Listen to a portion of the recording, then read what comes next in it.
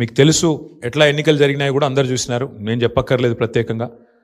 మరి మొత్తం ఎన్నిక ప్రచారం ముగిసేదాకా ఎట్లా జరిగింది, ప్రతి సర్వేలో కూడా బీఆర్ఎస్ గెలుస్తుందని ఎట్లా చెప్పింది, ఆ తర్వాత ఆఖరి 3 రోజులు ఏం జరిగింది ఇదంతా ప్రజలు చూసినారు. నేను అందులోకి పోను, అవి చెప్పను.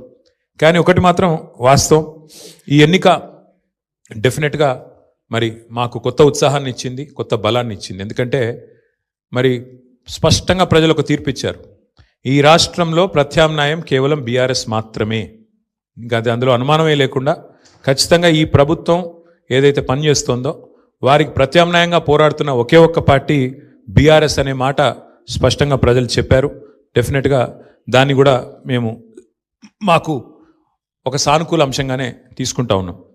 సరే, ఇక ఈ ఎన్నికల్లో ఏ రకంగా అధికార యంత్రాంగం మోహరించింది, ఏ రకంగా వారు పనిచేశారు, ఇవన్నీ కూడా మీ కళ్ళ ముందున్నాయి.